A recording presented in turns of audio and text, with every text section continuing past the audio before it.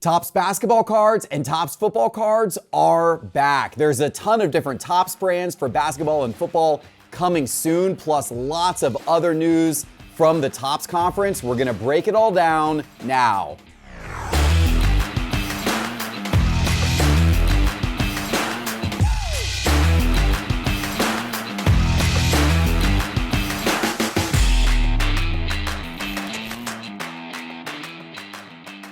Hello, sports card investors, and welcome to another episode of Cards on the Table. Gentlemen, the sports card hobby is not light on news these days, and this week was one of a kind in the amount of news that's coming out of the Topps conference. Teapot, Carter, welcome to the show. Excited to have this discussion with you guys today about all of this that's happening right now. Yes, sir. Let's go. Let's get started. It's going to be a big one indeed. So the Topps Industry Conference was this week here in Atlanta. It was great to have it in our backyard. Carter and I got to go to the event. We kept Teapot apprised of all the news that was happening as it was happening so he could follow along from our Cards HQ headquarters here as well. And a ton of news came out during the event. We're going to break all of it down today, but today we're going to start with the new releases. Topps basketball and football coming back. This is a big deal for collectors. This is a big topic. You're going to see popular brands like Topps Chrome and Topps Chrome Black and Topps Cosmic Chrome. You're going to see these products in both football and in basketball in the pretty near future. In fact, they're going to come out with their first football release, which is actually going to be called Topps Composite Football, which is going to be a compilation of all of these brands in one product. That's going to be out before the National. It is going to be a 2023 football release, meaning we will have C.J. Stroud rookie card autos from a lot of these popular Topps products before the National this year. They're also pushing to try to get their first version of Topps Chrome basketball out before the National as well. They said that might be kind of 50-50 as to whether it will be out before the National or not. But what we do know is that Topps Chrome basketball is going to have Wemby rookie card autos. It's going to be a 2023-24 product, so it's going to have Wemby rookie card autos. And you've also got LeBron that's going to be signing in that product, Steph Curry, Kevin Durant, as well as some all-time greats like Larry Bird, Magic Johnson, Shaquille O'Neal. Supposedly, a lot of these are on card. Maybe they're all on card autos. You're going to have combination autos. Can you imagine the one-of-one Superfractor of the Wembanyama LeBron duel or the Wembanyama Steph, KD, you get all these, there's all kinds of interesting combinations which are going to take place here. And it's going to be so much fun. It's all coming soon, right around the corner this summer. We're going to start seeing these releases and a bunch of releases. It's not just those brands. There's new brands coming. There's Topps Motif, Topps Midnight, Topps Resurgence. High-end brands are going to be coming with rookie patch autos of all of these players. Now, of course, these are going to be unlicensed in the sense that they're not going to have the team logos. They are obviously going to have the players, but in the preview artwork, they've done a very creative job of putting the players in such angles that you kind of don't even notice that it's not a licensed product.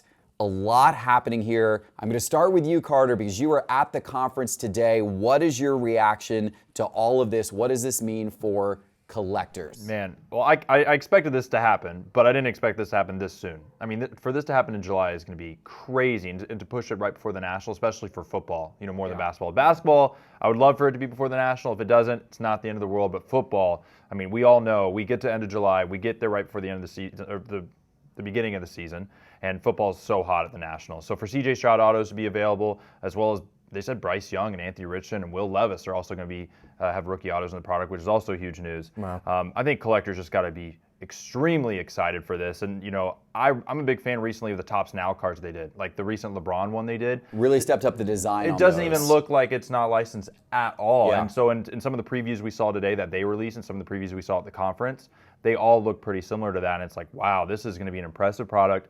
I'm anticipating the price point's going to be really good. I think collectors are going to be appreciative of that. I think it's going to be a fun rip. I think people are going to want to jump in on it. I don't think it's going to be similar to how we see like Panini Baseball is today. I think this is going to be a whole different tier.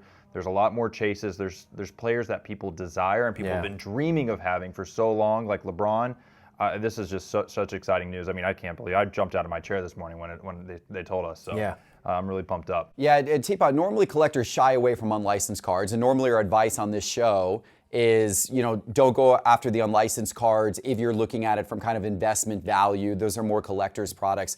But in this case, you're going to actually have real chases in this product. I mean, the LeBron, Wemby, Steph Curry, Kevin Durant, quad auto, if that's such a thing. And I don't know that it is, but I do know, I asked them, are you going to do interesting auto configurations? And they said, yeah, absolutely. We're going to have lots of chase cards in this product, dream collector cards. I think it's going to turn this product into something that people are really going to be chasing. Yeah. It's going to be hot in the market. What is your thought on all of this news? I agree, actually, and it's wild. I feel like we're seeing everything finally come to fruition that we started finding out about a few years ago. When we first heard the news about Fanatics, and then Fanatics acquiring Topps and all, it was like, how quickly is this going to move? 2025, 26 seemed so far out. They're not so far anymore. And there's been an incredible amount of buzz seeing all these Topps people coming through here and other shop owners who are checking this out. I think the word that comes to mind for me is evolution. Mm-hmm. And that's what we're seeing. We're seeing the evolution of card shops. We're seeing the evolution of products. And I'm really happy that they are bridging the gap between when they can formally take over the licenses and still giving collectors cards that are really meaningful. And like you guys said, they're taking the design seriously, more seriously than I think Topps ever really has, and that's really exciting. To make it, kind of look like a licensed card of the player. I know some people won't be super high on that, but when you're talking about this dynamic where they do have the exclusive autographs, people want those. It's better to give them those autos than not to have them. Obviously, we'd prefer that they have the licenses right now and be able to do that, but they don't. So I think this bridges the gap really nicely. But when you start talking about that checklist of autos, that to me is I'm really curious to see how this checklist or how these products are going to come out. What price point will Topps put them out? Yep. How quickly will they sell out? And then on the secondary market, I think no matter what, they're probably going to go crazier. And they are going to have retail versions of a lot of these products as well, which is good, and that will help hopefully keep kind of overall price points, maybe a little more, it's not just a limited run of hobby boxes, but they're going to have a wide distribution. And they said they'd have a deep checklist. They're going to have a lot of the big popular players. It will be interesting to see how this affects pricing on Panini products. If you've got football Prism, basketball Prism, that's selling at $800 to $1,000 a hobby box, which we're seeing today. And then now you've got Topps Chrome coming out, which doesn't have the licensing, but has a lot of autograph chases that Prism doesn't have. We don't know what that's going to come out the gate at, but we know it's going to be a lot less than $800 to $1,000 a box. I think that's a safe assumption just based on how Topps typically prices things. How does the pricing dynamics work? What kind of price pressure does that put on the Panini products? It's going to be really fascinating to watch.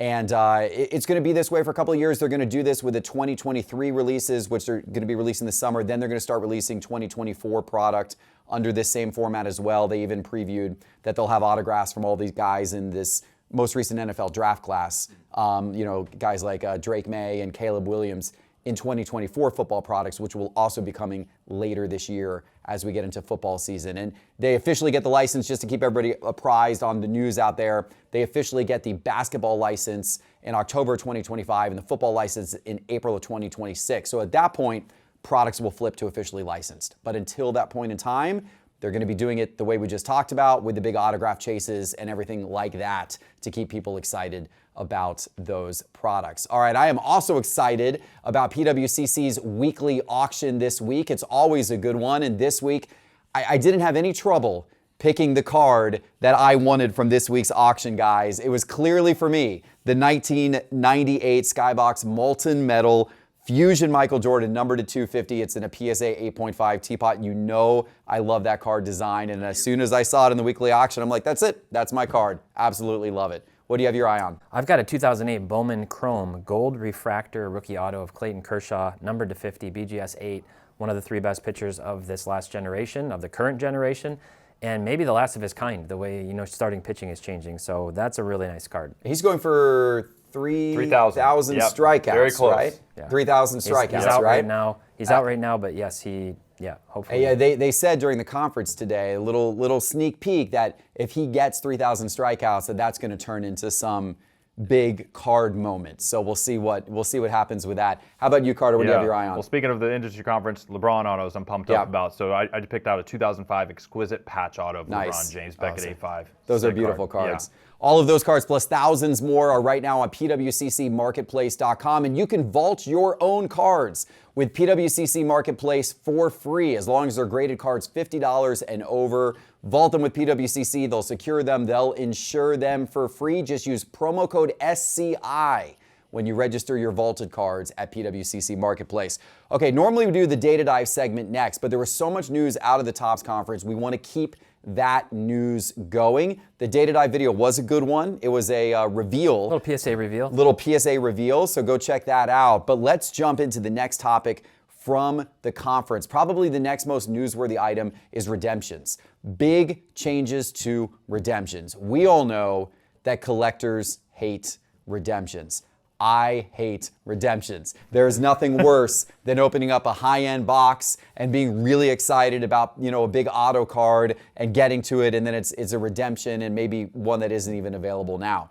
Topps announced two things at the conference. The first is they've made tremendous progress in reducing the number of redemptions in their products. And in fact, they cited some specific numbers, like the redemptions the year before last in Topps Chrome was 28,000 redemption cards. In the last release of Topps Chrome, baseball went down to 845. And Bowman Draft went from 18,000 redemption cards to just 242 in the last Bowman Draft. So redemptions are not completely eliminated, but they're greatly reduced. The other big news is that if you have a redemption card, if this redemption card is from any product created after January 1st of 2022, they have extended the time limit on your ability to get that redemption redeemed from 2 years to 10 years. So now what this means is if you have any 2022 wax or 2023 wax, you don't have to be as rushed to open it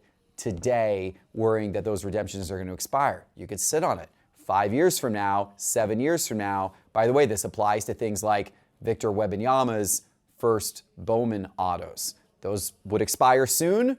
They're not going to now expire for several more years. Teapot, reaction to all of this redemption news? There's a lot of really good news coming out of the conference. This one to me is one of the most applause-worthy, in my opinion. Everybody hates redemptions. I know some people are still saying, just get rid of redemptions altogether. That is much easier said than done. Topps would do that right now if that were easily done. To take it down to that fraction of what it used to be shows how much energy and attention that they've put into this. I think it's a testament to the relationships and the contracts that they have with the athletes who sign for them. That's the big crux of it. And there's always going to be a scenario, I think, where you have a certain athlete who for one reason or another maybe can't get his autos in or her autos in a timely manner. Things come up. Sometimes maybe there's also a case where there's a quality control issue. Maybe the package arrived damaged or something. They got to reprint them and ship them out. So I'd always expect there to be a small portion of redemptions. This number is a massive improvement, and I think they've taken this really seriously. Even without this new policy, I've heard a lot of people say they've been very favorable and very generous when you do have a previously expired redemption, to send it in, they give you something nice generally. Not only that, they're taking things like damaged cards more seriously. There's a lot of stuff that they're doing to put into customer service and to make sure that the experience you get when you open a box is as good as it can be. And that can definitely leave you with a sour taste in your mouth if you get a redemption and then you have to sit and wait for an undetermined amount of time for that card. Yeah, you agree? Good news all around? My goodness. I mean, speaking about just the experience of opening boxes, let's not even think about the short term, the long term, right? I mean, it's going to be way better experience 5 years from now ripping some of the product today. Yeah. I mean, there's booklet cards out there that are huge, right? In some of these products, and these high-end products, definitive, diamond icons, tribute even. It's just going to be so great to buy these boxes later down the road when they pop up. Yep. It's really exciting, and obviously the numbers speak for themselves. It's unbelievable that the work that they put in. Redemptions are going to be here forever. It's just part of it. But I think these numbers are so reasonable, and I kind of like it because now there's a rarity aspect to them, you know, and you get them really quick for the most part nowadays. So I'm really excited about this. Once they said the news of the conference, that was probably the biggest applause I heard all weekend at the Topps Industry Conference. So it's exciting news. I think everyone's happy. One of the guys on our member call recently that we do every month with some of our members asked the question, is it even worth ripping wax from a few years ago if I get expired redemptions? Right. He and many others are going to be really excited about this. And there's a couple of big names that this has affected already. I mentioned Victor Wembanyama, also Ellie De La Cruz. Ellie De La Cruz had some Bowman redemptions, and now those are going to have a longer lifespan. This is actually changing the dynamics for some breakers. I was talking, Jared Blesnick was on the Jeff Wilson show yesterday, did an interview with me, and he talked about how it was immediately changing the dynamics of their ability to rip Bowman Chrome or Bowman U rather, and go after the first Victor Wembanyama autos. He's like, now if I can get hands on that product, he could sit on it for 5 years. He could wait for Victor to hopefully win an MVP award, maybe win a championship 5 years down the road, and then go after his first autos, knowing that they were redemptions, but it's not a problem. They'll still get redeemed. So the dynamics at play here are really interesting.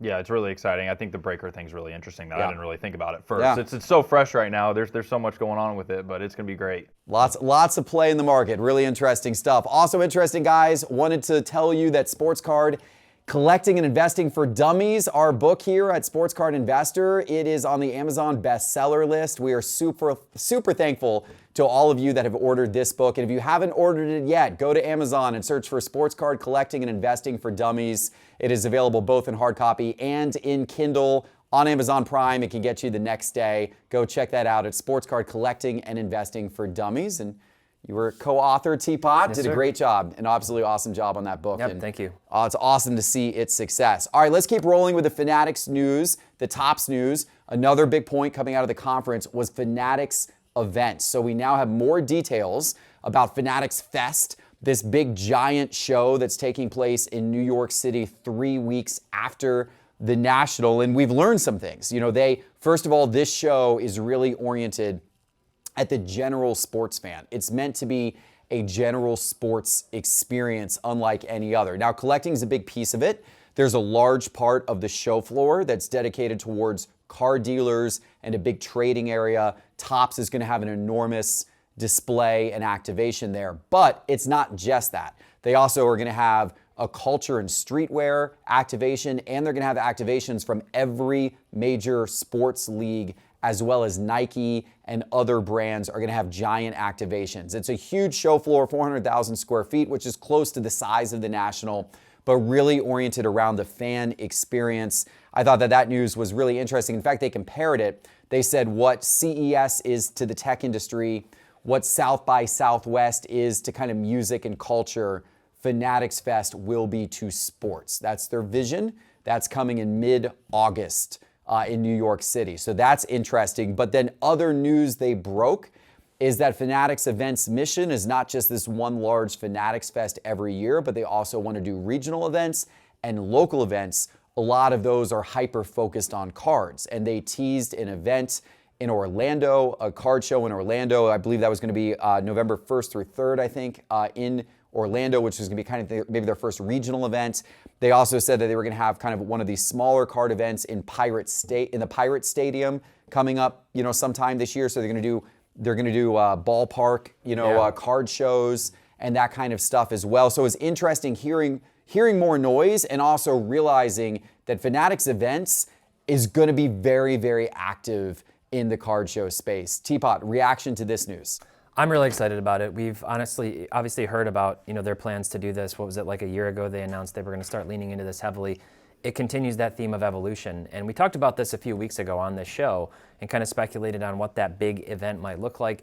This sort of validates what we were speculating, that it's not necessarily, the big one isn't necessarily a competitor to the National. It's not necessarily a competitor to the East Coast National. It's kind of that intersection of sports and culture. And they had broken down, I think, some of the numbers of how they were sort of targeting or what the show floor was going to be comprised of.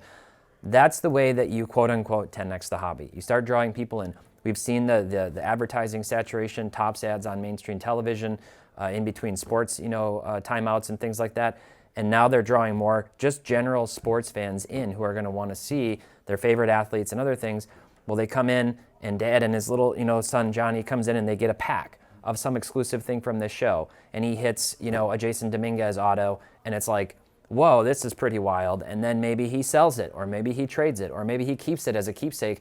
All three of those are gateway, facilitators to getting really way more curious about the sports trading card hobby. I think it's really smart how they're kind of tailoring these, the big ones, and then the more regional ones.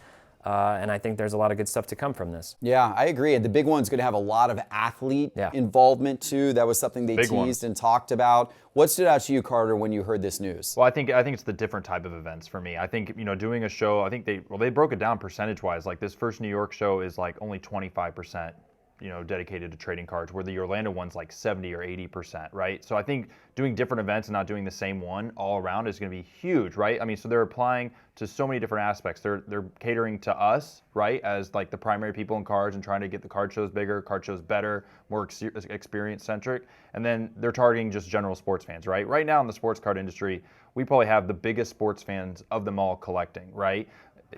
The hobby, for us to 10x, we got to get more general sports fans involved, right? And so doing these more sports central events that Fanatics has the reach to do, this is how we really 10x the hobby, is getting them involved in those types of events. I think it's super cool. What it means to me is that we're going to have a busy calendar of travel coming up. I know we're already talking about setting up Cards HQ at Fanatics Fest and this Orlando event and all this kind of stuff. So there's more things being added to the calendar, but I think it's cool seeing the investment that Fanatics is trying to put in growing exposure to the hobby overall, and not just doing it through one or two channels, but doing it through all these different channels, with event strategy being a big piece of all of it. Very, very interesting. Another piece of news, this one maybe a little bit more controversial for some, is that Fanatics announced along with all of this that they expect those in the hobby, card shops, breakers, to up their game. And card shops specifically, they are now going to institute a scorecard to essentially evaluate the card shop. And they want card shops to score well on scorecards to get increasing product allocation. Card shops that score poorly on the scorecard may lose allocation. Possibly allocation could go away altogether. Now, they wanted to emphasize that this was all about partnering with the card shop to show them how they can improve. It's not meant to be a surprise gotcha inspection that takes down the card shop, but they were also very clear that they expected card shops to take this seriously and to be willing to improve and be willing to reinvest in their store. Things they're looking for specifically, the themes are retail experience. They're going to be judging in different areas of retail experience, marketing capabilities, and operations. Those were kind of the three main categories. And they showed images of saying, we want card shops to look more modern. They used some photos of Cards HQ in the images of what they would like card shops to look like. They want them to have a more modern feel. They want them to transform into card shops of the future. Card shops 2.0 is kind of what they talked about. I heard a lot of people at the card show embrace this. I imagine it also makes some maybe a little nervous, maybe a little scared, maybe questioning whether it's a good idea or not. There's different perspectives.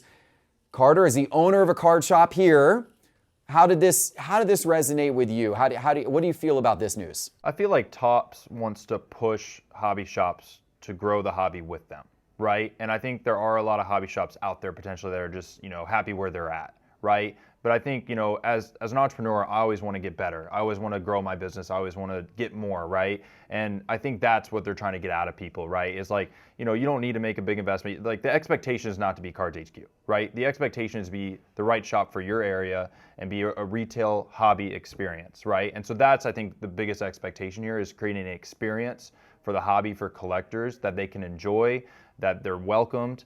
I think that's really the big push here, and I think that's the expectation that they're setting. And I think that's important because, we want people to stay in this hobby, right? Like, I don't want someone to go to a hobby shop and have a poor experience and then they're out of the hobby entirely, right? So I think that's what Topps is trying to prevent, because I think that's happened in the last 10, 15 years, where people have gone in hobby shops and they've had a rough experience and they're no longer with us. So I think Topps wants the long haul. Something that they said this week was, this blew up kind of on accident, right, with COVID, right? And they're kind of having, their focus is that they can continue to grow this and this continues staying big by not accident, right? And so I think this is a good step towards that. Setting these expectations are important. I think expectations mean that, we're going to see more evolution. And so I think this is how everyone grows together rather than just one here, one there, a little growth, and a little dip as well. Some of the comments right now, Teapot, may be saying that if this happens, they're going to miss the nostalgia of the dusty card shop with the wood paneling and boxes stacked to the ceilings and kind of difficult to navigate, because that's going away if Topps has anything to do with it. Good thing, bad thing, what is your perspective? I think first impressions are everything. First impressions are everything. And when you have new people exploring and they see an ad and they just went to the Fanatics event and they're like, I want to check out my local card shop. And if they walk in and it's original, outdated, everything, dusty, whatever the environment, it still smells like smoke even though it was banned 10 years ago, like that environment, that's just not good. And that's a reflection indirectly of Fanatics, of Topps, of the sports and trading card industry. We talked a few weeks ago about Ryan Hogue's response to the, Kurt's Card Care and things. And he's like, look, we have a reputation to uphold. And the bottom line is we don't know how this will impact the cards long term. So we have to say it's a no. I think it's the same attitude with the shops. If we're going to give you our product that we have the right to give to whomever we choose, you have to live up to an expectation of continuous improvement and evolution over time as well. I hope it is not super heavy-handed out of the gate, that it is a partnership, like you said, with these existing shops. I also hope that it's still possible for smaller people in smaller cities to spin up a new shop with a lower investment capital than what it takes to put together something like a Cards HQ, so that we can have that regionally everywhere in every little city. Yeah, I agree on all fronts. Times, they are a-changing, boys. What a wild month, week, year, couple of years it's been for the sports card hobby. This only further perpetuates it, all of the news coming out of this Topps conference, and it shows this is big business now. This is big business, this is big opportunity. Everybody buckle up, because when Michael Rubin says this thing's going to 10x, these are the moves that are starting to be made now to lead it on that journey, a journey that I believe is actually going to come to fruition. So just beginning. It's like that rock and roller coaster, where you're about to launch up. It feels like we're right there, like it's about to just shoot off. We're sitting down on it right now. Buckle up. That's right. Buckle up, everybody. And while you're buckled up, please check out PWCC's weekly auction and also Sports Card Collecting and Investing for Dummies on Amazon. Go get it now. Give us a like and subscribe. We'll see you soon with our next episode. Take care.